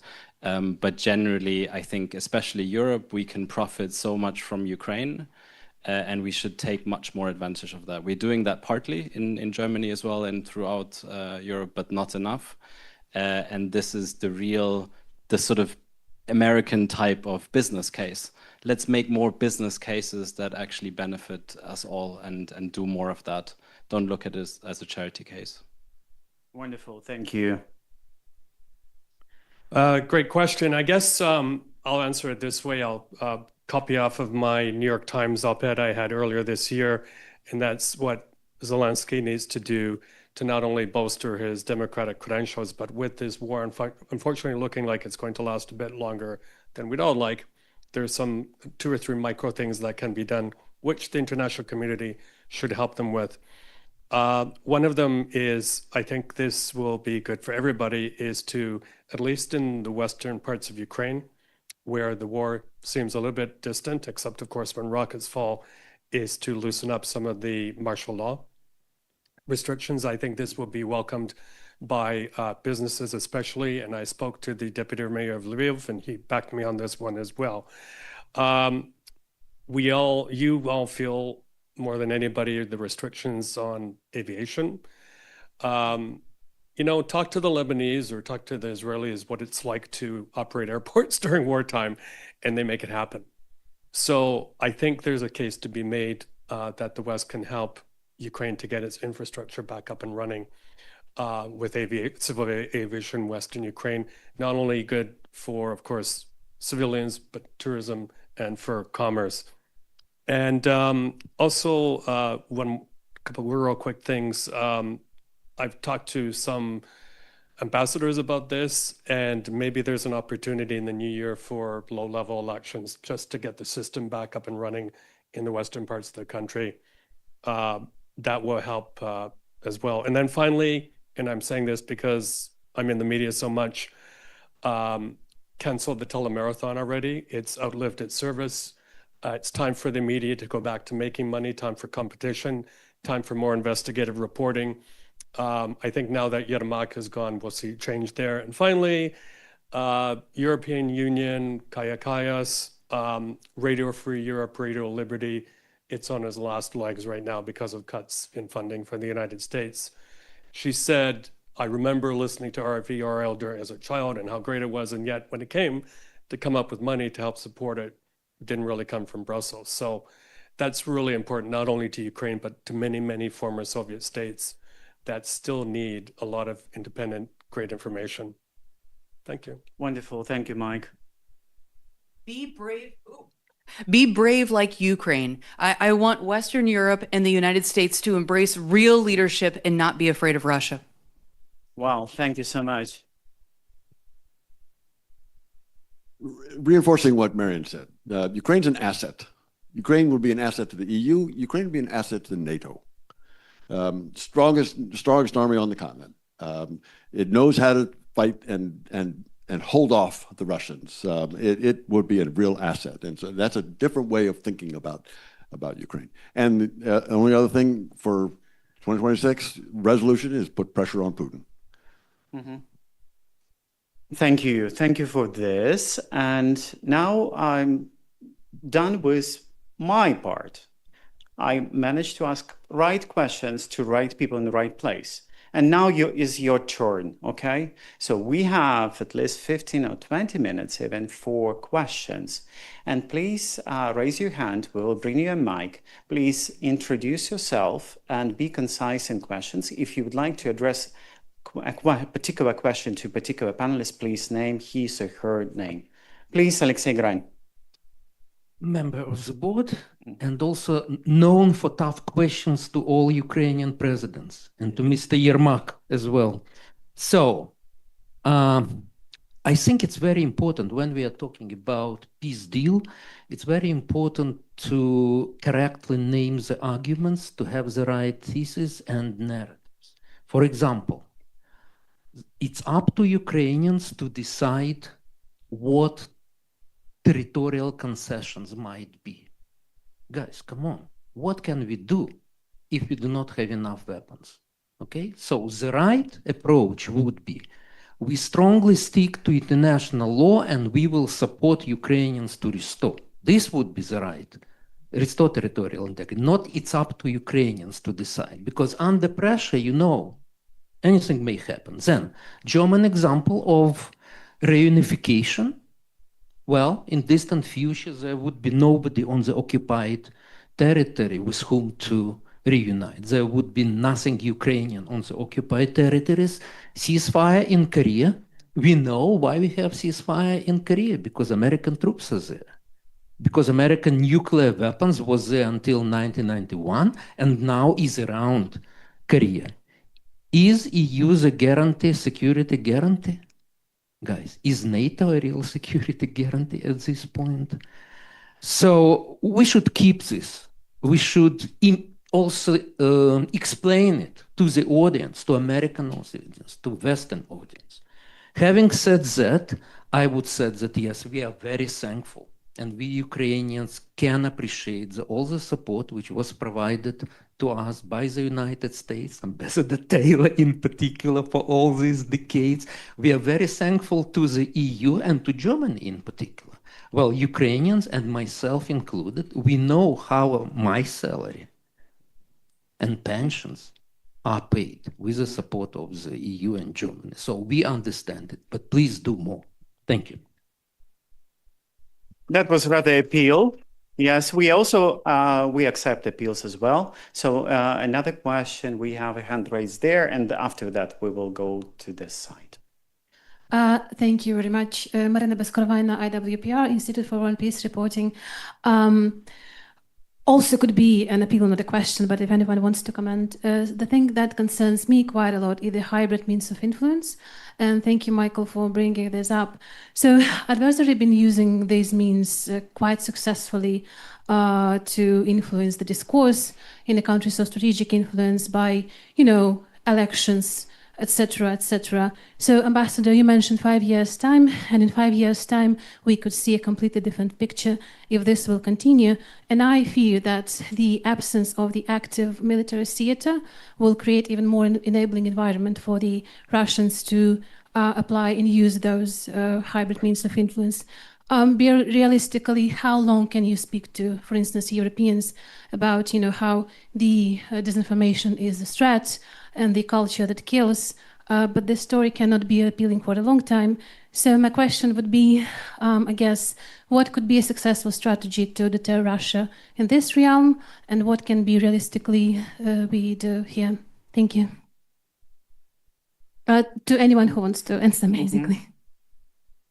I'll take a crack at it, then I know Michael will want to jump in. So the United States should, he'll do the European piece. On the US piece, the US needs to restart the Global Engagement Center at the State Department. They closed it earlier this year, and it was the center that had quite a bit of resources, and it was exposing Russian disinformation and Russian campaigns. And they were pretty successful at exposing Russian activity in Africa. And they were just getting started and moving, and then Marco Rubio came out and said, and he lied and said that they were censoring Americans. And it's absolute total nonsense. He provided no evidence, and it's been closed. So we, as a US government, are not putting any resources behind fighting Russian propaganda, and it's a disgrace. There is an article in the Financial Times yesterday, front page, and they interviewed NATO's top military guy. And he said, yeah, we're thinking about maybe starting deterrence against Russia and their hybrid warfare. And he said, we'd love to, thinking about it, and we'd love to be more proactive. We'd like to, for example, take a strike at their cyber attack capabilities ahead of them launching another cyber attack, which we do pretty much every day. But he said, we're constrained by laws, by convention, by this and that. And I think if that's going to, of course, we all believe in the rule of law, but of course, don't get me started about what Trump is doing off of Venezuela waters. But anyway, I think there has to be some evolution in thinking about this, because they need to understand that if you don't stop Putin right now, you're going to be spending a lot more money later building bomb shelters and kindergartens in Belgium and places like that. This threat is very, very real, and they have to just start deterring it. One last thing, I forgot to mention this earlier. The other thing that's happening, because Russia is so desperate for physical bodies on the front line. When I was in South Africa, and our buddy Simon Ostrowski did a good piece on this for PBS, is that Russia is now turning to African countries for thousands and thousands of fighters, mercenaries, South Africans to come to Russia and fight. And they either go home in a box, or they end up in Ukrainian hands as POWs. But they're lured there by lots of money, promises of lots of money, sign-up bonuses, Russian passports. This has got to stop. And one way to do that is to put pressure on these countries to inflict the maximum penalties, which is actually on their books already in places like South Africa. If these men go and they're even lucky to come back home, they're going to face the rest of their time with huge fines and prison sentences. Marian. I just want to add what Melinda said, like the stop of USAID funding and Global Engagement Center and the amount of funds that got into support for Ukrainian civil society, for Ukrainian media sector. The EU, that's one of the areas where the EU hasn't stepped up. Like there has been some small movement. It took too long. It's, I think, slowly getting in, but it's nothing in comparison. And if we believe that there is some sort of miracle where this war can stop, that war will be continued exactly on that front.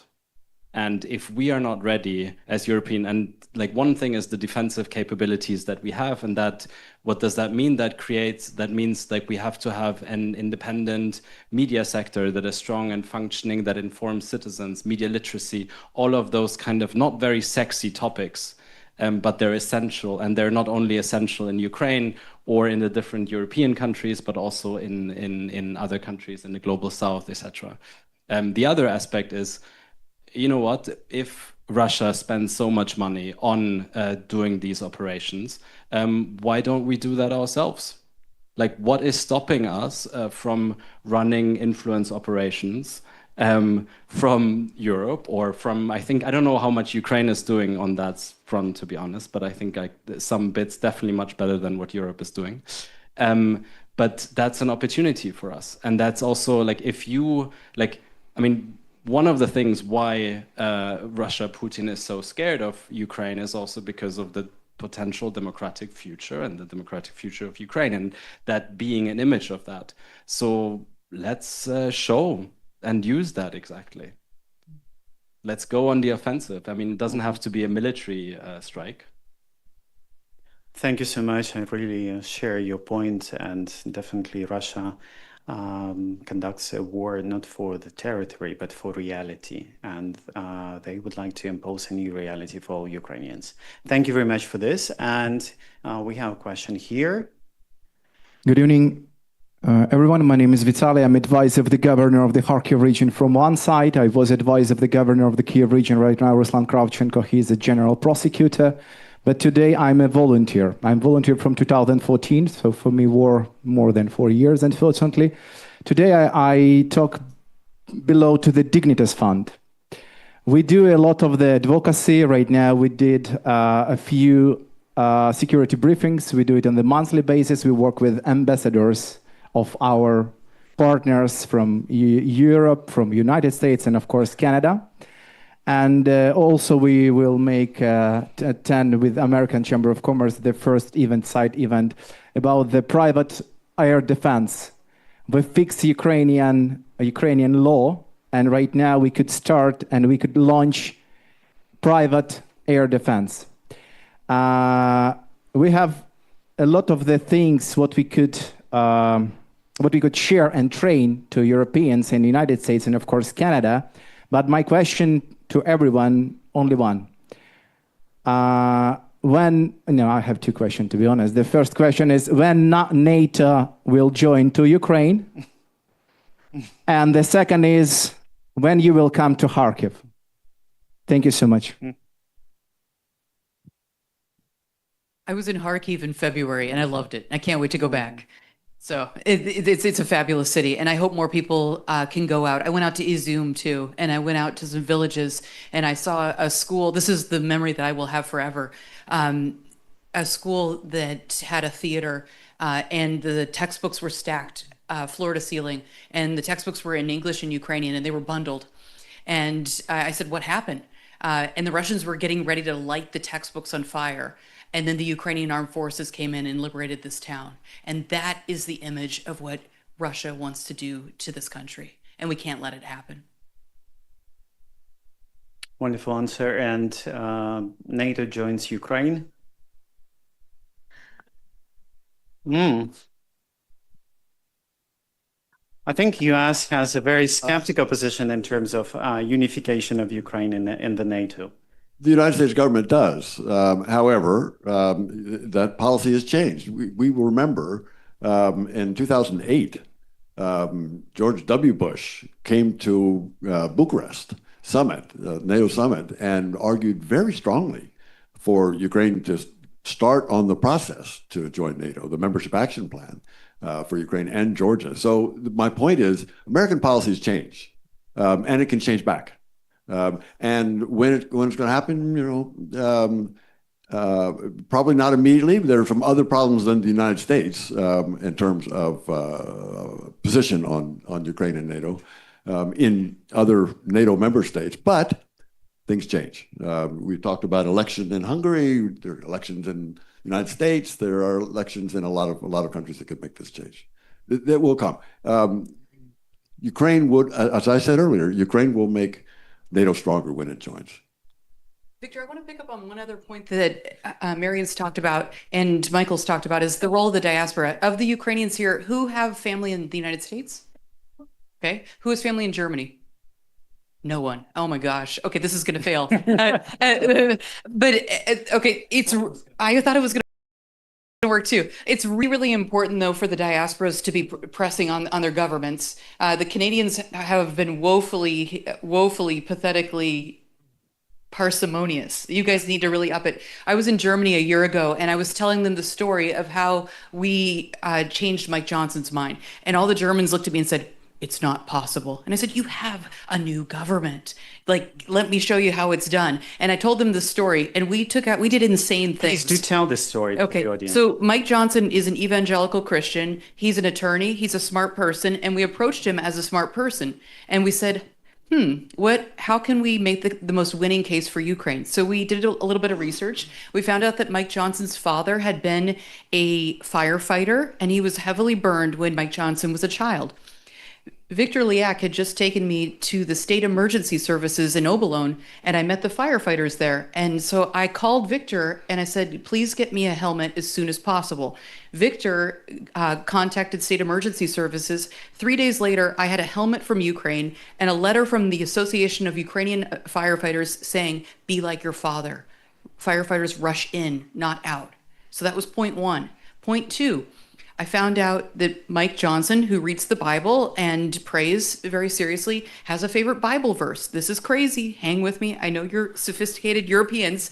Esther 4:14. Anyone know that one? No. Okay. It says, "For such time as this." It means God chose you for this particular moment. I took out a billboard. It's a big sign on the road that said, "Mr. Speaker, for such time as this, Esther 4:14." And we put a picture of a destroyed Baptist church in Berdansk, and I put it across the street from his house, and he noticed. So that was point two. Okay, but we did all of these, and it was only $3,000, guys. We've got to be smart and wise with these interventions. Ambassador Taylor and many, many other people went door to door on Capitol Hill talking to members, but it wasn't working. It was these pressure points. Pavel Ungarian from MP, a former Odessa MP, came 6 times and prayed with Speaker Johnson. And it was these collections of stories about the Christians in occupied Ukraine that eventually won him over. And another man named Sergei Hadarzi, a deacon in Odessa, had just lost his wife and his child in a missile strike. And they told Speaker Johnson that story. And emotions matter. Emotions matter, and stories really matter. So it's incumbent on all of us to be telling better stories and making sure that everyone you know knows the human face of this war. Thank you, Melinda. We have I want to now, Marian, please, and we will select one another small quick comment on the diaspora and a sort of appeal to you also, because I think about 2 months ago or so, I was in Georgia. And there was a movie screening of a friend of mine on Ukrainian history, and unfortunately, it was extremely sad. So the Ukrainian house that was there, the Cultural Institute, it was just a very, very sad representation of Ukraine. And when I look at the diaspora, it's amazing. Like, I look at the work they do in Germany, in the US, like all over, and it's so much power. And then I went into this Ukrainian house, and it was just really, really sad. And I was really hoping that this does not represent Ukraine. And I don't know how those Ukrainian houses worldwide look like, but I would really encourage you to really look at them, see if you can reform them, see how you can use them, see how you can use your people in the respective other countries. And another example, Moldova. In Moldova, there is a Ukrainian minority that speak Ukrainian. Those are mostly pro-Russians. They speak Ukrainian. I mean, I was talking to, I don't know the exact details, but what was shocking to me in a conversation with some Moldovan experts, they were also from that region. They were like, why is it that the Ukrainian embassy, I don't know if they have until now, they haven't really reached out to this group. They haven't done that kind of work because they're your people. And if you fail at convincing them, that is something that is extremely important. And I think those connections, I would really appeal to look at more when you want to gather support for Ukraine. Second. There is good news. We have to also put out the optimistic stuff there. As you all know, in Canada, United States, a lot of developed countries, our demographics are not very good. Most of our population is getting very older. So that applies also to Ukrainian diaspora organizations. Fortunately, in Canada, we've had millions of Ukrainians seek asylum in Canada, and they are taking over local provincial branches of the Ukrainian Canadian Committee of Plast and things like this. They've infused new lifeblood, but also kind of reset their radar to maybe promote different aspects of Ukraine. So I love to see that. I do remind our older diaspora, though, just because someone comes from Donetsk to Canada, speaks mostly Russian, don't cut them off. Yeah. Don't cut them off because of the language. It's a reality there. So there is some positive stuff happening because of this huge migration. I want to point that out. Thank you so much. And we have another, I've seen 3 hands raised. Can we collect all these questions at the same time, just one by one, and then we will ask our panelists to answer. Okay. We have Natalia, Timur, and Harry, please. Hello, I'm Natalia Starostenko. I'm a sector manager on regional and local development from the EU delegation to Ukraine. And East Europe Foundation is an institutional partner of the EU delegation. And now I see that with such an inspirational board, they achieved such a successful implementation of the project. And thanks a lot to Victor and the team.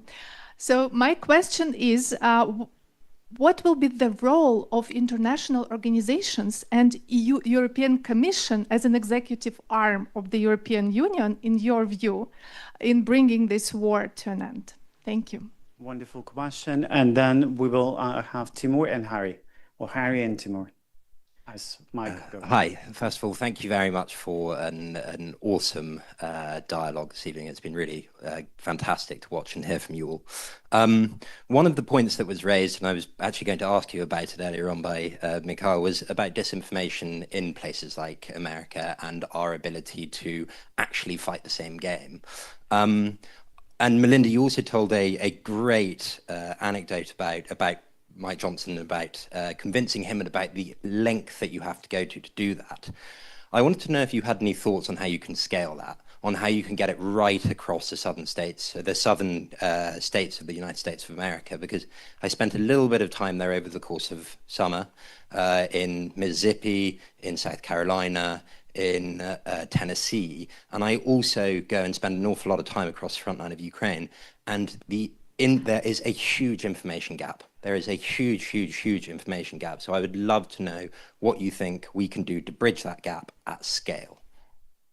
Wonderful, thank you. And another question. I'm Timur Bondarev. I'm actually ex-board member of EEF. Thank you very much for having me here.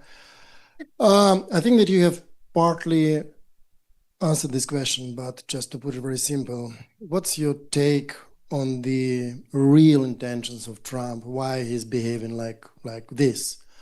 Because obviously we all have quite a plenty of friends all over the world, and I regularly speak to my friends in US, etc., and I hear actually very different versions. All of them are very conspiracy theories. One of them being like, it's not about Ukraine, it's not about Russia, it's about China and US. And it's very important for US on which side Russia is playing, and that's why Trump is trying to please Putin just to get him to US. And another reason is very pragmatical one, very commercial one, right? So these guys really want just to get more business with Russia. So do you have any particular ideas on that? And again, you have partly answered it, but nice to hear your view. Thank you. Wonderful 3 questions, right? What is the role of international organizations like European Union? Where is the opportunity for increasing awareness about the Ukrainian situation in southern states of the US? And who is real Trump? Please. I'll kick off on the role of the EU and disinformation. I think what would be really fantastic if the EU found its way to allocate more funding to a sort of Ukrainian-led war room somewhere safe where a lot of the brains from here and from overseas could come together and start countering Russian disinformation. I know NATO has something going and others have, but not at the scale that the Russians are putting into it. And also, I think this came up at a Atlantic Council-sponsored panel at the UN week before last, is that we're finding more and more that Ukrainian journalists are living in exile. And you cannot blame them. Many have reported on this war from the front lines for 3 years plus. They're tired, and a lot of them have families, so they're going elsewhere for safety. We now have a huge Ukrainian media, diaspora media in exile that aren't really being utilized. Be fantastic to get funding for them to start up a new media entity that could also work with other media groups in exile from Afghanistan, Iran, and others, because we all share many of the same values. As for the real intentions of Donald Trump, I go after that answer with the same enthusiasm. I go, what's Putin's real intentions? It's difficult to get into the head of a dictator or a man with such a big ego, but I still am pretty convinced that he's very much motivated by that Nobel Peace Prize. And after all, right, he solves 6 or 7 wars, but look what's happening in Gaza and the Thai-Cambodian border, not going very well. But I also think there's a real enrichment aspect here. I'm not saying necessarily for the Trump circle, but this is red meat for his MAGA base, is that we're going to make America great again by making these economic deals, especially in minerals, things like that. I think if I widen the aperture a tiny bit more, maybe I'm giving Trump too much credit, but I think he sees what an advantage China has right now in terms of rare earth minerals, things like that. I think that's, their access to energy resources. I think that's why they're so keen to, I don't know if the word is take over Venezuela, but get more influence over them, to access to oil. This is the name of the game now, is you have to have energy security. You have to have access to semiconductor chips. You have to have access to the stuff in the ground that actually makes these chips. And China is way ahead in many of these fronts. So maybe I give him a bit too much credit, but I think that's why they're motivated in pushing Russia a little bit more on that. But then this is a man with no ideology who's obsessed with himself. I could be wrong. We'll see. Answers to other questions? Harry, the answer to your question is money. It's that easy. But to be serious for a minute, we need more money to get Ukrainian narratives and paid advertising. Paid advertising is absolutely essential. It's quite expensive. We figured out how to talk to President Trump. You take out a $50,000 ad in the New York Post. It's his favorite newspaper. It's put on the Resolute desk every day. He reads it cover to cover. He reads the op-ed section of the New York Post. Forget writing for foreign affairs. Forget the New York Times, my friend. Forget the Wall Street. He reads the Wall Street Journal. No, it's a waste of time. You want your op-ed in the New York Post if you want to talk to President Trump. Then you take an ad on Fox and you geofence locate it to Washington, D.C. and West Palm. And then you call people who work for him and make sure the president has read it. If that's the circle of communicating to the president. And we did that with the children's issue, and we saw him start to move on it. So that's one of the ways that it works. But I want people in Mississippi to know what's going on in Ukraine, but this is going to sound elitist and snobby, but their votes don't matter very much. In American politics, they needs to be in the right district. And Louisiana is actually really important because of Johnson and Scalise. So I would say we don't have all the money in the world, and we need to be playing in the districts that really matter and strategic about where we put our limited resources. Timur, you answered your own question better than I could answer it. To me, the interesting part of it, though, are the factions around Trump, the foreign policy factions. So you have sort of national conservatives who are isolationists, who are sort of Teddy Roosevelt in their character and just want to go home and they want to focus their resources at home. Then you have Bridge Colby, who's obsessed with Asia and who's reorienting the Pentagon and who's pretty dangerous in my view. And then you have a very small group of sort of traditional Republicans, and they don't have very much power. But that's part of the play that we see going on. But my counter to that is they don't really matter very much. The president ultimately is the decision maker on these big foreign policy decisions. And you forgot to send buckets of Kentucky Fried Chicken to the White House, McDonald's family pack. No, I think that's right. Timur, I also would answer that question. I think, as Melinda said, President Trump is the ultimate decision maker. He listens to people, but he has, as I said earlier, he wants to end the war. I think he genuinely wants to end the war. He's devoted a lot of time to this. Maybe it's because he wants to get rewarded. But remind him that Neville Chamberlain did not get a peace prize. There's no peace prize for surrender, for capitulation, for appeasement. But I think he is motivated by that. And if he is able to get a sovereign, democratic, prosperous, I would say territorial integrity, Ukraine, peace prize. You know, absolutely. That would be merited if he can get that. And that's what it's not motivated by grand theories or even values. It's motivated by an ambition to be rewarded, and fine. You know, if he can get that sovereign Ukraine, peace prize. Okay. And another opportunity to ask to answer the other question we had about the European Union. Mm-hmm. Yes. Such an easy. Michael kind of started on that one, but he went immediately into disinformation, which I was kind of planning to do as well. I saw your notes. Yeah, that's how usually it goes. The role of EU institutions, I think it is the opportunity and challenge at the same time to take Ukrainian government to hold and make sure that the Ukrainian path is actually followed. And it's kind of like, I don't think Ukrainian society on its own has enough power to challenge everything that is happening from a Ukrainian government perspective. But I think usually together with EU institutions, and sometimes when the US feels like putting pressure, then that kind of combination works quite well. And I think that's one of the roles that the EU needs to continue doing. And the other part, I completely support that aspect of the EU needs to fund a lot more counter disinformation, but that means really investing into the media ecosystems in all those respective countries. And we haven't been doing that at all, almost. This is something that we need to do a lot more. I think that's what it comes down to. And paid advertising works extremely well. And we should also be doing more of that, because you can also do that in Russia, for example. Still. Yes. That's intriguing. We